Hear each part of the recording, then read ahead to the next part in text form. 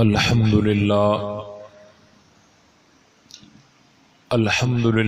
نحمده ونستعينه أما بعد فأعوذ بالله من الشيطان الرجيم بسم الله الرحمن الرحيم الحمد لله رب العالمين الرحمن الرحيم مالك يوم الدين إياك نعبد وإياك نستعين اهدنا الصراط المستقيم صراط الذين أنعمت عليهم غير المغضوب عليهم ولا الضالين صدق اللہ العظیم۔ درود پاک۔ اللہم صل علی محمد وعلی آل محمد کما صلیت علی ابراہیم وعلی آل ابراہیم انکا حمید مجید۔ اللہم بارک علی محمد وعلی آل محمد کما بارکت علی ابراہیم وعلی آل ابراہیم انکا حمید مجید۔ برادران اسلام، قابل صد احترام عزیز دوستو، بزرگو، بھائیو،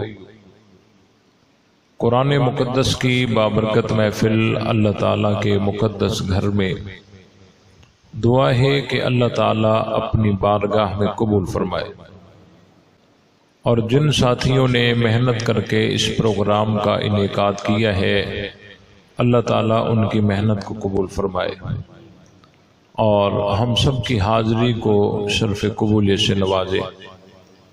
سورہ فاتحہ میں نے آپ حضرات کے سامنے تلاوت کی ہے، اور یہ سورہ فاتحہ ہر مسلمان کو، مرد عورت کو، چھوٹے بڑے کو یاد ہوتی ہے، اور یہ سورہ فاتحہ پورے قرآن کا اجمال ہے۔ اللہ تعالیٰ نے تمام مضامین مجمل طور پر سورہ فاتحہ میں بیان فرما دیے ہیں، اور پورا قرآن سورہ فاتحہ کی تفصیل ہے۔ اس سورہ فاتحہ میں بہت سارے مضامین ہیں، ان میں سے ایک مضمون یہ ہے طلب صراط مستقیم، یعنی سیدھے راستے کی طلب، اور یہ ایک دعا بھی ہے۔ سورہ فاتحہ جو ہے نا، یہ ایک دعا بھی ہے۔ اگر کوئی آدمی دعا میں سورہ فاتحہ پڑھ لے، سمجھو اس نے سب کچھ مانگ لیا۔ سورہ فاتحہ ایک دعا بھی ہے۔ تو اس سورہ فاتحہ میں ایک عنوان ہے طلب صراط مستقیم۔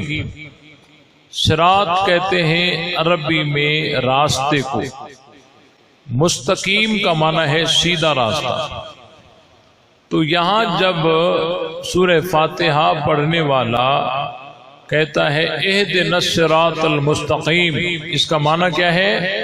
اے ہمارے رب ہمیں سیدھا راستہ دکھا، ہمیں سیدھا راستہ دکھا۔ آگے اس کی اور وضاحت ہے صراط الذین انعمت علیہم، کہ راستہ ان لوگوں کا دکھا جن لوگوں پر تو نے انعام کیا ہے۔ اور بڑی مزے کی بات یہ ہے کہ سورہ فاتحہ نماز میں لازمی پڑھی جاتی ہے، سورہ فاتحہ کے علاوہ نماز نہیں ہوتی۔ ہاں، اگر جماعت کے ساتھ نماز ہو رہی ہو تو اکیلا امام پڑھے گا، اور امام کے پیچھے باقی خاموشی سے کھڑے رہیں گے، اور امام کی پڑھی ہوئی سورہ فاتحہ سب کی طرف سے ہو جائے گی۔ ہر نماز میں سورہ فاتحہ پڑھی جائے گی۔ اس میں بھی سورہ فاتحہ تو ہے نا، اگر جو امام پڑھ رہا ہے۔ ہر نماز کی ہر رکعت میں ہر نمازی دعا مانگتا ہے اہدنا الصراط المستقیم، اے ہمارے رب ہمیں سیدھا راستہ دکھا، ہمیں سیدھا راستہ دکھا۔ صراط الذین انعمت علیہم، راستہ ان لوگوں کا دکھا جن لوگوں پر تو نے انعام کیا ہے، جن لوگوں پر تو نے انعام کیا ہے۔ اب ہم اللہ تعالیٰ سے پوچھتے ہیں یا اللہ یہ انعام یافتہ لوگ کون سے ہیں؟ انعام یافتہ لوگ کون سے ہیں؟ اللہ تعالیٰ نے قرآن مجید میں 5ویں پارے میں اور سورہ نساء میں اللہ تعالیٰ نے فرما دیا وَمَن يُطِعِ اللَّهَ وَالرَّسُولَ وَمَن يُطِعِ اللَّهَ وَالرَّسُولَ فَأُولَٰئِكَ مَعَ الَّذِينَ أَنْعَمَ اللَّهُ عَلَيْهِم مِّنَ النَّبِيِّينَ وَالصِّدِّيقِينَ وَالشُّهَدَاءِ وَالصَّالِحِينَ وَحَسُنَ أُولَٰئِكَ رَفِيقًا۔ اللہ نے فرمایا کہ جو اللہ کی اطاعت کرے گا اور رسول کی اطاعت کرے گا قیامت کے دن یہ انعام یافتہ لوگوں کے ساتھ ہوں گے۔ انعام یافتہ لوگ کون سے ہیں؟ اللہ نے 4 جماعتیں بیان فرمائی۔ پہلی جماعت من النبیین، نبیوں کی جماعت، اور دوسری والصدیقین، صدیقین کی جماعت، اور تیسری والشہداء، شہیدوں کی جماعت، والصالحین، اور صالحین کی جماعت۔ یہ 4 جماعتیں انعام یافتہ ہیں۔ اور الحمد میں ہم دعا کیا مانگتے ہیں؟ یا اللہ ان لوگوں کا راستہ دکھا جن لوگوں پر تو نے انعام کیا ہے۔ انعام یافتہ جماعتیں کتنی ہیں؟ بولو بھائی، 4۔ پہلی جماعت نبیوں کی، دوسری جماعت صدیقین کی، تیسری جماعت شہداء کی، اور چوتھی جماعت صالحین کی۔ اب ہم دیکھتے ہیں کہ پہلی جماعت نبیوں کی ہے۔ نبیوں کو تو ہر کوئی جانتا ہے، وہ بالکل ممتاز ہیں۔ اللہ نے جن جن کو نبوت دی ہے وہ تو بالکل ممتاز ہے۔ باقی صدیقین کون ہیں، شہداء کون ہیں، صالحین کون ہیں؟ ایک روایت ہے کہ حضور علیہ السلام احد پہاڑ پر چڑھے، حضرت ابو بکر صدیق رضی اللہ تعالی عنہ بھی ساتھ تھے، حضرت عمر فاروق بھی ساتھ تھے، حضرت عثمان غنی بھی ساتھ تھے۔ آپ علیہ السلام احد پہاڑ پہ چڑھے تو احد پہاڑ یوں جنبش کرنے لگا۔ آپ علیہ السلام نے اسے یوں درہ مار کے فرمایا اثبت احد فإنما علیک نبی وصدیق وشہیدان۔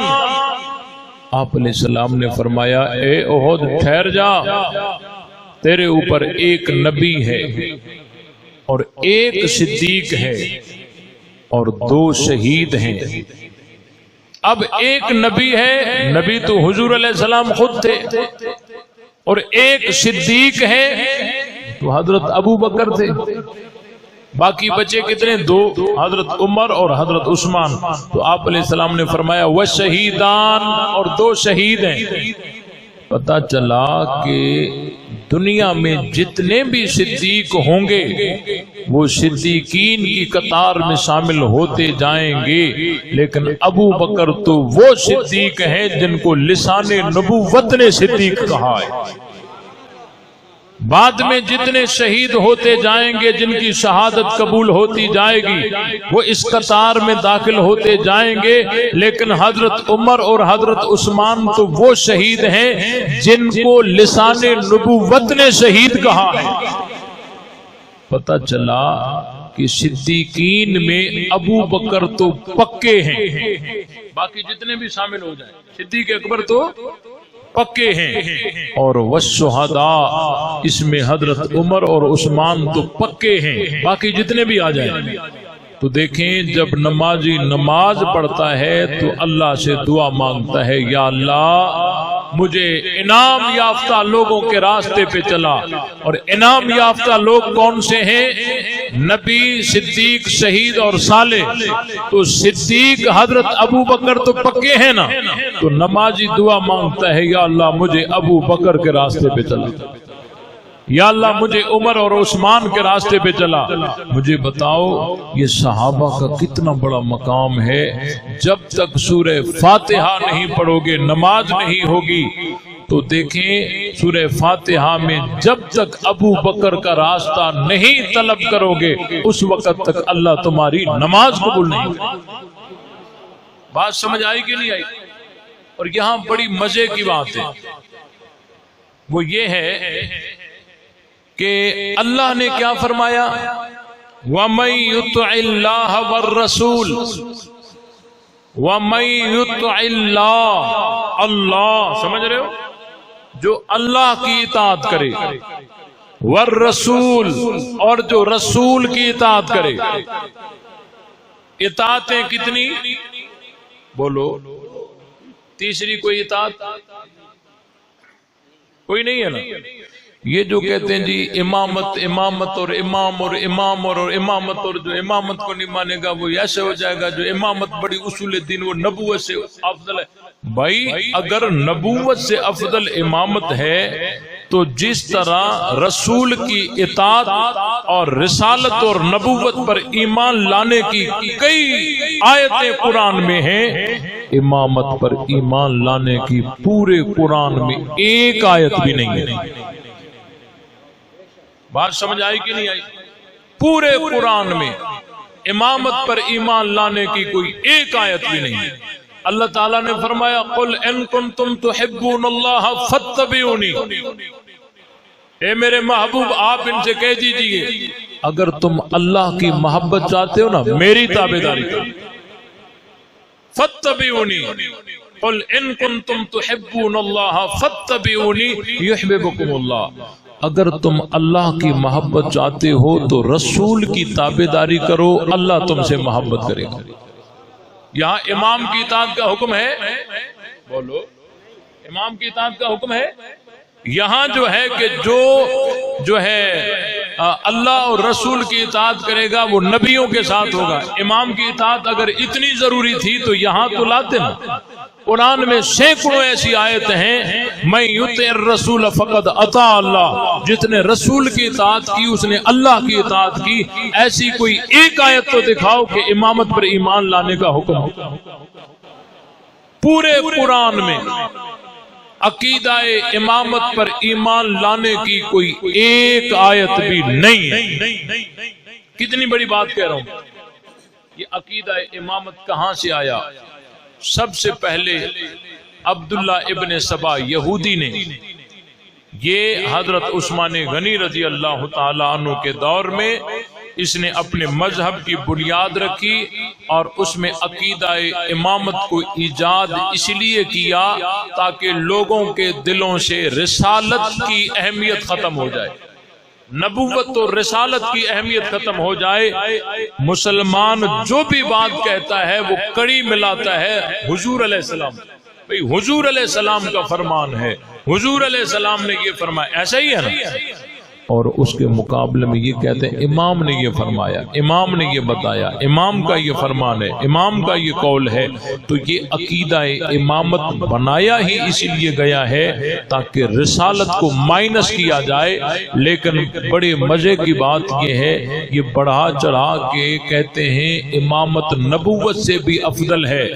میں نے کہا پہلے جڑ تو ثابت کرو، قد پھر بتا دینا. ہمارے سندھی میں کہتے ہیں جائی نہ ہے اگئی نانی جے مہان رے. اس کا ترجمہ بتاؤ. ابھی پیدا ہی نہیں ہوئی ہے، پہلے ہی نانی کی ہم شکل ہے. پیدا تو ہونے دو بھائی، اس کی جڑ اور ثبوت تو بتاؤ، وجود تو بتاؤ. قد تو بعد کی بات ہے نا کہ وہ نبوت کے برابر ہے یا اوپر ہے. اور دوسری بات یہ ہے کہ یہاں پر اللہ تعالیٰ نے جماعتیں کتنی بتائیں؟ 4. اور مخلوق میں سب سے بڑے درجے بھی 4 ہیں. پہلا درجہ نبیوں کا ہے. پہلا درجہ نبیوں کا ہے. پہلا درجہ نبیوں کا ہے. پہلا درجہ نبیوں کا ہے. نبیوں سے اوپر قرآن نے کوئی درجہ بتایا ہی نہیں. مخلوق میں نبیوں سے اوپر تو کوئی ہو نہیں سکتا. مجھے یہ بتاؤ، ایک سوال ہے میرا. حقیقت یہ ہے کہ یہ جو امام بتاتے ہیں نا یہ سارے امام سنی تھے. اہل سنت تھے اور قابل احترام ہیں اور ہمارے ہیں، یہ غلط باتیں ان کی طرف منسوب کرتے ہیں۔ میرا یہ سوال ہے کہ یہ جو امام ہیں، امام یہ امتی ہیں یا نبی ہیں؟ بولو، امتی ہیں؟ امام نبی ہیں یا امتی ہیں؟ امتی ہیں نا؟ امتی نبی سے افضل کیسے ہو سکتے؟ یا تو کہو یہ امتی نہیں ہے۔ یہ سوال ذرا چلا کے دیکھنا، مزہ آ جائے۔ امام جو ہیں یہ نبی ہیں یا امتی ہیں؟ امتی ہیں نا؟ جب یہ امتی ہیں تو کوئی امتی نبی سے افضل ہو سکتا ہے؟ نہیں ہو سکتا نا، کوئی امتی نبی سے افضل نہیں ہو سکتا۔ اور دوسری بات یہ ہے کہ یہ جو کہتے ہیں نا امام معصوم ہے، معصوم نبیوں کے علاوہ کوئی ہے ہی نہیں، نبیوں کے علاوہ کوئی معصوم نہیں، کیونکہ حضور علیہ السلام خاتم النبیین بھی ہیں تو خاتم المعصومین بھی ہیں۔ یہ بات سمجھ آئی؟ اب کہتے ہیں جی امام کا معصوم ہونا اس لیے ضروری ہے کیونکہ امام ہر کام میں نبی کا نائب ہوتا ہے، اور نبی معصوم تو نائب بھی معصوم ہونا ضروری ہے۔ میں نے کہا یہ بنیاد ہی غلط ہے، امام ہر کام میں نبی کا نائب نہیں ہوتا۔ جاگ رہے ہو؟ بات سمجھ آ رہی ہے یا اوپر اوپر سے جا رہی؟ امام ہر کام میں نبی کا نائب نہیں ہوتا۔ نبی کے دو کام ہوتے ہیں۔ کتنے؟ دو کام ہوتے ہیں نبی کے۔ ایک کام ہے اللہ سے دین لینا، اور دوسرا کام ہے امت کو دینا۔ ٹھیک ہے؟ ذرا توجہ کے ساتھ، ایک کام ہے اللہ سے دین لینا اور دوسرا کام ہے آگے امت تک پہنچانا۔ اب جو خلیفہ یا نائب نبی کا ہوگا وہ دونوں کاموں میں نائب نہیں ہوگا، وہ دوسرے کام میں نائب ہوگا۔ اللہ نے، حضور علیہ السلام نے اللہ سے جو دین لینا تھا وہ حضور لے چکے، اب دین مکمل ہو گیا۔ الیوم اکملت لکم دینکم، اب دین مکمل ہو گیا، اب مزید اللہ سے دین لینے کی ضرورت نہیں ہے۔ اب باقی ایک کام بچا ہے کہ آگے پہنچاؤ، آگے پہنچاؤ۔ ٹھیک ہے نا؟ تو امام یا خلیفہ یا نائب یہ نبی کے دونوں کاموں میں نائب ہوتا نہیں ہے، یہ دوسرے کام میں نائب ہوتا ہے۔ جب دوسرے کام میں نائب ہوتا ہے تو اس کے معصوم ہونے کی ضرورت ہی نہیں ہے۔ بھئی دین کو آگے پہنچانے کے لیے اگر معصوم ہونا ضروری ہے تو اب تو علماء کو بھی معصوم ہونا چاہیے۔ اس دور کے علماء کو، ذاکرین کو، مجتہدین کو معصوم ہونا چاہیے۔ تم بھی تو وہی کام کر رہے ہو۔ یا پھر بتاؤ کہ نبی جس طرح دین لیتے رہے، کیا امام بھی اللہ سے دین نیا لیتے رہ رہے ہیں یا اسی دین کو آگے پہنچا رہے ہیں؟ اگر تم کہو گے کہ نہیں یہ بھی اللہ سے دین لیتے ہیں تو پھر الیوم اکملت لکم دینکم، دین مکمل کیسے ہوا؟ پھر اس کا مطلب یہ ہے کہ وہ ادھورا تھا، یہ اور بھی لے رہے ہیں نا۔ کدھر جاؤ گے، کدھر جاؤ گے؟ اس پورے قرآن میں عقیدہ امامت پر ایمان لانے کی کوئی ایک آیت دکھاؤ، ایک آیت دکھاؤ۔ اور دوسری بات، امام کی مطلق اطاعت کا حکم بھی قرآن میں نہیں ہے۔ کوئی یوں نہ کہے یا ایھا الذین آمنوا اطیعوا اللہ واطیعوا الرسول واولی الامر منکم، یہ کوئی آیت پیش نہ کرے، کیونکہ یہاں پر اولی الامر کی اطاعت مطلق نہیں بلکہ مقید ہے۔ وہ کیسے مقید ہے؟ آگے اللہ نے فرمایا اللہ کی اطاعت کرو، رسول کی اطاعت کرو اور اولی الامر کی اطاعت کرو۔ فَإِن تَنَازَعْتُمْ فِي شَيْءٍ، اگر اولی الامر اور تم کسی معاملے میں تمہارا تنازع ہو جائے، فَرُدُّوهُ إِلَى اللَّهِ وَالرَّسُولِ، تو اس کو اللہ اور رسول کی طرف لوٹاؤ، یعنی فائنل بات اللہ اور رسول کی۔ فائنل بات کس کی ہے؟ اللہ اور رسول کی ہے، اور اس سے تنازع کی قرآن نے اجازت دے دی نا کہ اگر تنازع ہو جائے تو پھر فیصلہ قرآن اور حدیث سے کروا دینا۔ اگر وہ معصوم ہوتے تو اللہ تو کہتا اگر تنازع کرتے ہو تو تمہاری غلطی ہے، خبردار تنازع نہ کرنا، یوں کہہ دیتے نا۔ رسول کے ساتھ اختلاف کی اجازت نہیں ہے، لیکن اولی الامر کے ساتھ اختلاف کی اجازت قرآن دے رہا۔ بات سمجھ آئی کہ نہیں آئی؟ اس لیے آپ دیکھیں حضور علیہ السلام کا جو دین ہے اور جو دین مکہ اور مدینہ سے چلا، الحمدللہ آج وہ ہمارے پاس ہے، آج وہ ہمارے پاس ہے۔ اللہ نے حق کو اتنا واضح کیا ہے، اتنا واضح کیا۔ اب دیکھیں آپ، تین چیزیں اللہ کی محبوب ترین چیزیں، کتاب اللہ،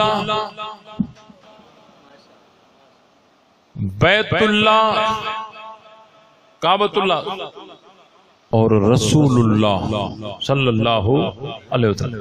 اس قرآن سے بڑھ کر کوئی کتاب دنیا میں نہیں ہے، بیت اللہ سے بڑھ کر عظمت میں کوئی گھر دنیا میں، رسول اللہ سے بڑھ کر کوئی نبی دنیا میں۔ اب یہ تینوں چیزیں اللہ کی محبوب ترین ہیں۔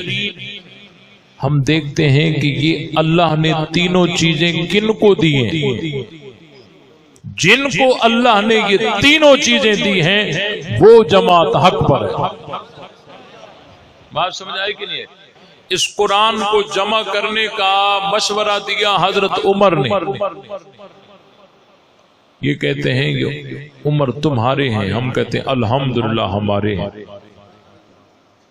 اگر قرآن جمع کرنے کا مشورہ حضرت علی دیتے ہمیں کوئی اعتراض نہیں تھا، کیونکہ علی ہمارے ہیں، لیکن اختلاف باقی رہتا۔ وہ کہتے جی ہمارے آدمی نے مشورہ دیا تھا، ہم کہتے نہیں نہیں وہ آدمی ہمارا ہے، یہ لڑائی باقی رہتی۔ لیکن اللہ نے اپنی قدرت کاملہ سے ایسے صحابی سے مشورہ دلوایا کہ وہ بھی کہتے ہیں یہ تمہارا ہے، ہم بھی کہتے ہیں ہمارا ہے۔ بات سمجھ آئی؟ قرآن جمع کرنے کا مشورہ کس نے دیا؟ حضرت عمر نے۔ پھر قرآن جمع کرنے کا آرڈر کس نے دیا؟ حضرت ابو بکر نے۔ ٹھیک ہے، اگر قرآن جمع کرنے کا حکم حضرت عباس دیتے ہمیں کوئی اعتراض نہیں تھا، کیونکہ حضرت عباس ہمارے، لیکن اختلاف باقی رہتا۔ وہ کہتے کہ ہمارے آدمی نے حکم کیا تھا، ہم کہتے نہیں نہیں وہ آدمی ہمارا ہے، لڑائی باقی رہتی نا۔ اللہ کو تو حق ایسا واضح کرنا تھا کہ وہ بھی کہتے نہیں نہیں یہ آرڈر کرنے والا بھی تمہارا ہے، ہم بھی کہتے الحمدللہ ہمارا ہے۔ قرآن مجید کو جس نے لکھا زید بن ثابت، وہ بھی ہمارے ہیں۔ قرآن مجید کو لغت قریش پر جس نے جمع کیا وہ حضرت عثمان ہے۔ ہم ان کو کہتے ہیں رکھو ہاتھ ان پر، کہتے نہیں نہیں یہ تمہارے ہیں، ہم کہتے ہیں الحمدللہ ہمارے ہیں۔ اب قرآن جمع کرنے کا جس نے مشورہ دیا وہ بھی، بولو بھائی، قرآن جمع کرنے کا جس نے آرڈر دیا وہ بھی، قرآن مجید جس نے لکھا وہ بھی، قرآن مجید جس نے لغت قریش پہ جمع کیا وہ عثمان بھی، اور اس وقت سے لے کر آج تک قرآن کو یاد کرنے والے قرآن کے حافظ بھی۔ تو یہ کتاب اللہ ان کے پاس ہے یا ہمارے پاس ہے؟ ایک بات حل ہو گئی۔ باقی رہی بات رسول اللہ صلی اللہ علیہ وسلم، اس سے پہلے بھی بیت اللہ، کعبۃ اللہ میں اس وقت سے لے کر آج تک جو مصلی ہے، اس مصلی پر کبھی ایک نماز کے لیے بھی ان کا کوئی بندہ آیا؟ 14 صدیوں سے اس وقت سے لے کر آج تک جو نماز پڑھانے والا ہے وہ ان کا ہے یا ہمارا ہے؟ بھلا اذان دینے والا مؤذن 14 صدیوں میں کوئی ایک اذان دینے کے لیے ایک دفعہ ان کی اذان آئی ہو دکھاؤ؟ نبی کے دور میں آئی ہو، صدیق کے دور میں آئی ہو، ان والی اذان کعبۃ اللہ میں حضرت عمر کے دور میں آئی ہو؟ نہیں آئی۔ حضرت عثمان کے دور میں آئی ہو؟ حضرت علی کے دور میں آئی ہو؟ دکھاؤ۔ علی کے دور میں بھی نہیں آئی تو کعبۃ اللہ میں امام بھی ہمارا، مؤذن بھی ہمارا، نماز بھی ہماری، اذان بھی ہماری، تو کعبۃ اللہ بھی ہمارے پاس ہے نا، تو کتاب اللہ بھی ہمارے پاس، بیت اللہ بھی ہمارے پاس، اور باقی بچے رسول اللہ صلی اللہ علیہ وسلم۔ تو حضور علیہ السلام کی جب رحلت ہوئی تو آپ علیہ السلام کو خاتون جنت حضرت فاطمۃ الزہرا رضی اللہ تعالی عنہا کے حجرے میں دفنایا گیا۔ نہیں صحیح کہہ رہا ہوں؟ اگر حضرت فاطمۃ الزہرا کے حجرے میں حضور کی تدفین ہوتی ہمیں کوئی اعتراض نہیں تھا، کیونکہ خاتون جنت ہماری، ہمیں کوئی اعتراض نہیں تھا کیونکہ خاتون جنت ہماری ہے۔ لیکن اختلاف باقی رہتا، وہ کہتے نہیں یہ خاتون جنت ہماری، ہم کہتے نہیں ہماری، وہ کہتے حضور ہمارے گھر ہیں، ہم کہتے نہیں ہمارے گھر ہیں۔ اللہ نے چن کے ایسا فیصلہ کیا کہ حضور علیہ السلام کی تدفین حضرت عائشہ کے حجرے میں کرا دی۔ اب ہم ان کو کہتے کہو یہ ہماری ہے، کہتے نہیں تمہاری، ہم کہتے واقعی مومنین کی ماں ہے، واقعی مومنین کی ماں ہے۔ پھر حضور علیہ السلام کے پہلو میں حضرت علی کو دفنایا گیا، حضرت عباس کو نہیں، حضرت علی کو، حضرت عباس کو نہیں۔ اگر حضور کے ساتھ حضرت علی کی تدفین ہوتی ہمیں کوئی اعتراض نہیں تھا، کیونکہ علی ہمارے۔ اگر حضرت عباس کی تدفین ہوتی ہمیں کوئی اعتراض نہیں تھا، کیونکہ حضرت عباس ہمارے ہیں۔ لیکن اللہ کو تو پتا تھا نا کچھ لوگ آئیں گے، نام ان کا لیں گے، کام یہودیوں والا کریں گے، نام ان کا لیں گے، کام یہودیوں والا کریں گے۔ تو اگر حضور کے ساتھ حضرت علی کی تدفین ہوتی، حضرت عباس کی ہوتی، تو لڑائی باقی رہتی۔ وہ کہتے ہمارے آدمی حضور کے ساتھ ہیں، ہم کہتے نہیں وہ آدمی ہمارے ہیں، وہ کہتے ہمارے ہیں۔ لیکن اللہ نے مطلب ایسا صاف کر دیا کہ چن چن کے ان کو سلایا کہ وہ بھی کہتے ہیں یہ تمہارے ہیں، ہم بھی کہتے ہیں ہمارے۔ تو نبی کا روزہ جنت میں ہے نا، جنت ہے نا، ما بین بیتی و ممبری روضۃ من ریاض الجنہ۔ نبی کا روزہ کیا ہے؟ جنت ہے، اور جنت میں قبضہ کن کا ہے؟ ان کا یا ہمارا؟ دنیا کی جنت ہمارے پاس ہے تو وہاں کی جنت بھی ہمارے پاس۔ بات سمجھ آئی کہ نہیں؟ تو روزہ رسول میں تمہارا رہا کیا؟ بولو۔ تو اللہ نے دکھا نہیں دیا کہ دیکھو، آنکھیں کھول کے دیکھو، اللہ نے حق کو ایسا واضح کیا۔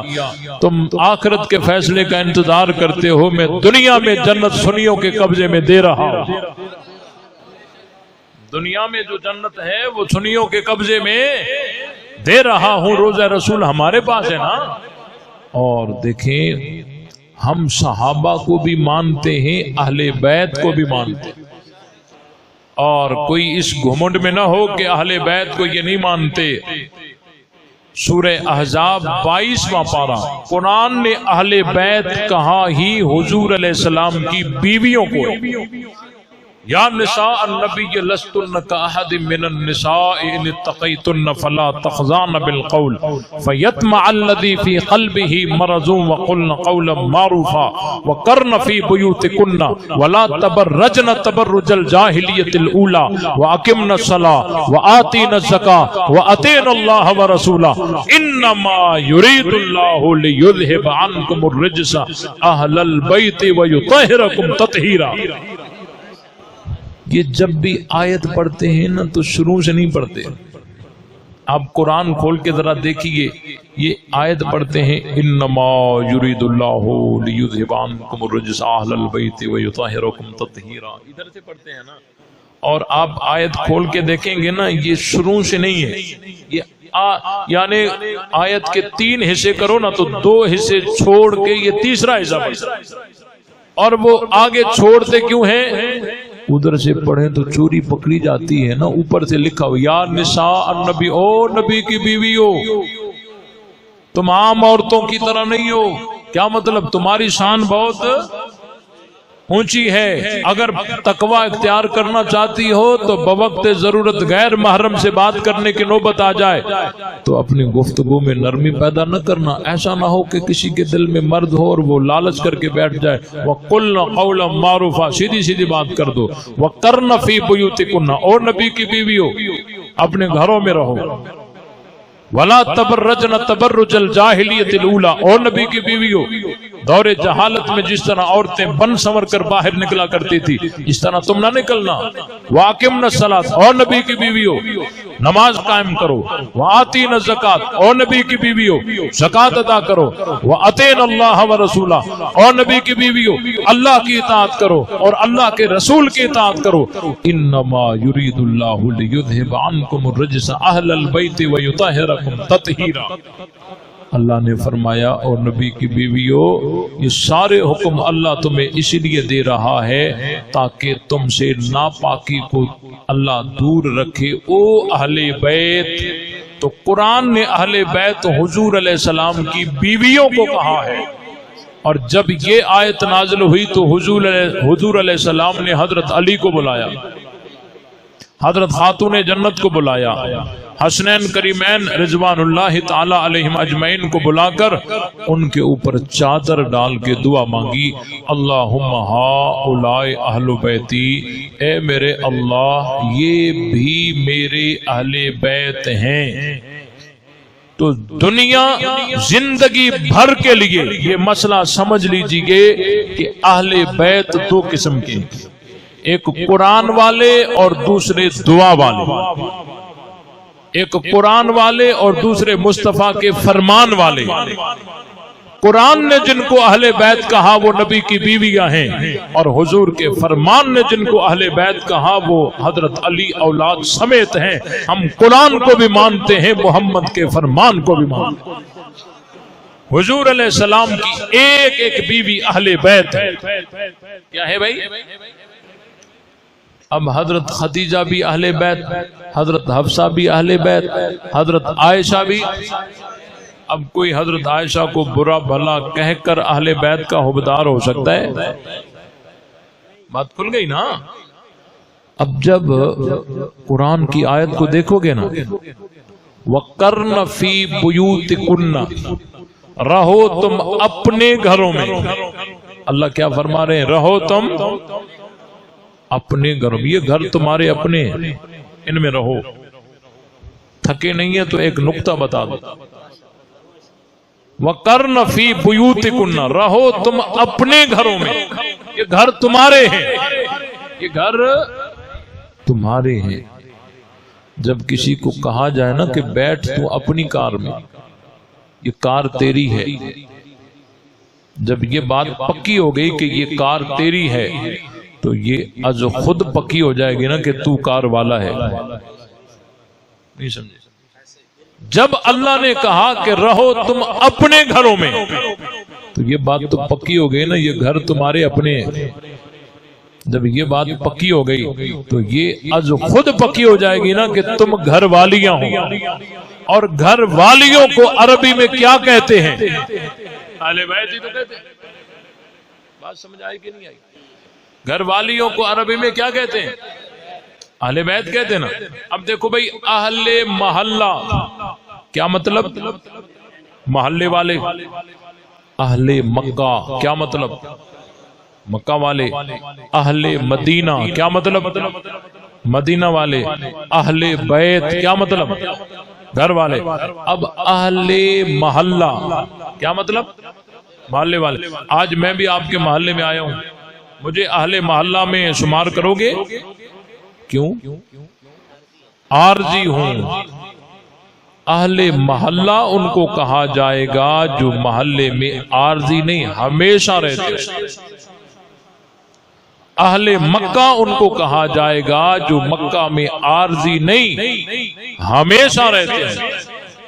اہل مدینہ ان کو کہا جائے گا جو مدینہ میں عارضی نہیں ہمیشہ رہتے ہوں، اہل بیت ان کو کہا جائے گا جو گھر میں عارضی نہیں ہمیشہ رہتے ہیں۔ اب آئیے، گھر میں بیٹا بھی ہے، بیٹی بھی ہے، بیوی بھی ہے، ٹھیک ہے؟ بیٹا بڑا ہوگا، اس کی شادی کروائی جائے گی، اس کا الگ گھر بنوایا جائے گا، وہ اس گھر میں ہمیشہ رہنے والا نہیں ہے۔ بیٹی بڑی ہوگی، اپنا کہیں اور گھر بسائے گی، وہ اس گھر میں ہمیشہ رہنے والی نہیں ہے۔ یہ لفظ اہل بیت کی بات کر رہا ہوں۔ بیوی وہ گھر میں بولو ہمیشہ رہنے والی۔ کسی نے کہا مولوی صاحب بیوی بھی تو گھر سے نکل سکتی ہے، بیوی بھی تو گھر سے، وہ کیسے؟ خاوند اس کو طلاق دے دے، خاوند اس کو طلاق دے دے گھر سے نکل جائے گی؟ میں نے کہا اللہ نے وہ راستہ یہاں بند کر دیا ہے۔ لا يحل لك النساء من بعد ولا ان تبدل بهن من ازواج۔ اللہ نے فرمایا اے میرے محبوب، یہ جو تیری بیویاں ہیں نا، ان کے علاوہ کوئی اور عورت اب نکاح میں لانا چاہے اب تیرے لیے حلال نہیں ہے۔ ولا ان تبدل بهن من ازواج، اور ان میں سے کسی کو طلاق دے کر اس کی جگہ شادی کرنا چاہے، یہ تبدیل کرنے کی بھی اب تجھے اجازت نہیں ہے۔ یہ جو تیری بیویاں ہیں پکی پکی دنیا میں بھی یہی تیری بیویاں جنت میں بھی یہی۔ بات سمجھ آئی کہ نہیں؟ اب لفظ اہل بیت میں اول درجے میں بیوی ہے، لیکن ہم حضور کی بیٹیوں کو بھی اہل بیت مانتے ہیں دعا کی وجہ سے۔ بات سمجھ آئی کہ نہیں؟ اب کوئی کہے کہ نہیں جی حضور کی بیویوں کو برا بھلا کہے کہ میں اہل بیت کا حبدار ہوں، یہ تو آنکھوں میں دھول جھونک رہا ہے۔ انشاءاللہ سنی بچے کو پتہ چل چکا ہے کہ اہل بیت اول درجے میں جن کو قرآن نے اہل بیت کہا وہ حضور کی بیویاں ہیں۔ حضور علیہ السلام کی ایک ایک بیوی اہل بیت ہے۔ جو نبی کی بیویوں کو نہیں مانتا وہ اہل بیت کا حبدار ہو سکتا ہی نہیں۔ ایک مجھے کہنے لگا مولوی صاحب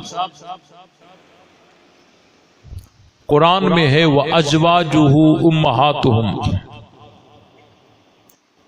تھک تو نہیں گیا نہیں؟ وَأَزْوَاجُهُ أُمَّهَاتُهُمْ، نبی کی بیویاں مومنین کی مائیں ہیں۔ تو حضرت عائشہ حضور علیہ السلام کی بیوی ہے،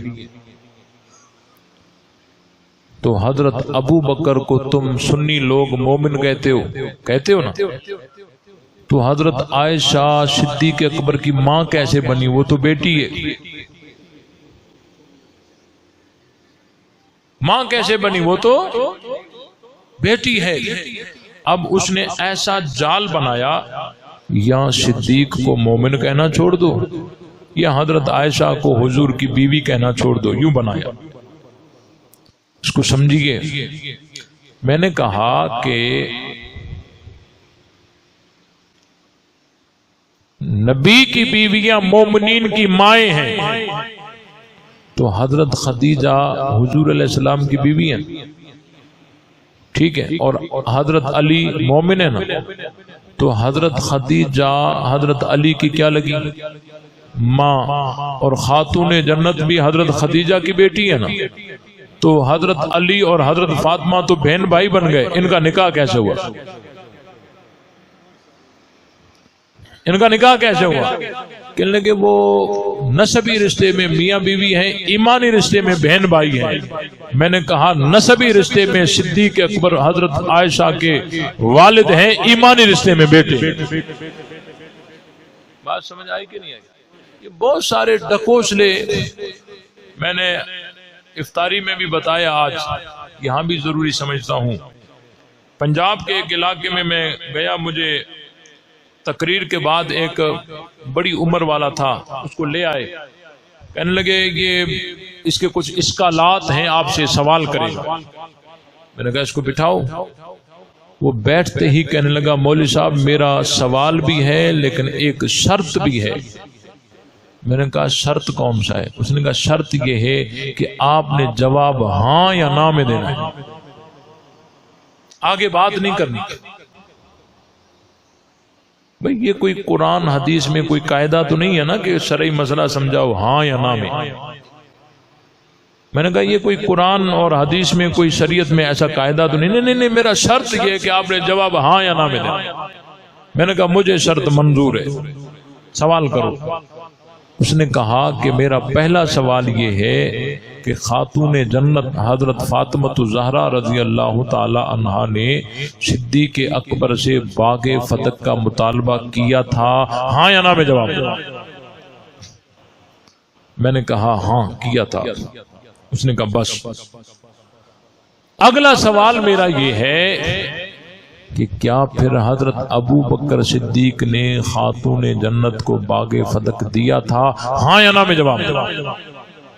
اس نے جب مجھے یہ کہا تو میں نے کہا ایک سوال میرا بھی ہے، شرط آپ والا ہی رہے گا، آپ بھی ہاں یا نہ میں جواب دیں۔ اس نے کہا آپ کا کون سا سوال ہے؟ میں نے کہا میرا سوال یہ ہے کہ صلح حدیبیہ کے موقع پر حضور علیہ السلام نے علی کو حکم کیا تھا کہ رسول اللہ کا لفظ مٹا دے، ہاں یا نہ میں جواب دے۔ ادھر ادھر دیکھ کے کہنے لگا ہاں علی کو حکم کیا تھا۔ میں نے کہا بس۔ اگلا سوال میرا یہ ہے کہ کیا پھر حضرت علی نے نبی کا کہا مانا تھا، ہاں یا نہ میں جواب دے۔ وہ ادھر ادھر دیکھ کے کہنے لگا مولوی صاحب یہاں تھوڑی تفصیل ہے۔ میں نے کہا وہاں بھی تھوڑی تفصیل ہے، یہاں تھوڑی تفصیل ہے تو وہاں بھی تھوڑی تفصیل ہے۔ یہ بہت سارے ڈکوسلے ہوتے ہیں۔ اللہ تعالی ہم سب کو حق سمجھ کر اس پر عمل کرنے کی توفیق بخشے۔ حق جو ہے وہ بالکل واضح ہے، اور حضور علیہ السلام کی ولادت مکہ میں ہوئی، ہجرت کر کے مدینہ میں آئے۔ مکہ مدینہ اسلام کے مرکز ہیں، اور وہاں سے دین چلا ہے، پوری دنیا میں پھیلا ہے۔ آج بھی مکہ مدینہ میں حضور ہی کا دین ہے۔ اب آج جو کہتا ہے کہ نہیں جی میں دین حق ہے، تو ہم کہیں گے تیری تاریں اگر وہاں ملتی ہیں تو تجھے حق مانیں گے، اگر تیری تاریں وہاں نہیں ملتی کہیں اور ملتی ہیں تو ہم حضور علیہ السلام کے نقش قدم پر تمہیں مان سکتے نہیں ہیں۔ اللہ تعالی ہم سب کو حق سمجھ کر اس پر عمل کرنے کی توفیق عطا فرمائے۔ وآخر دعوانا ان الحمد للہ رب العالمین۔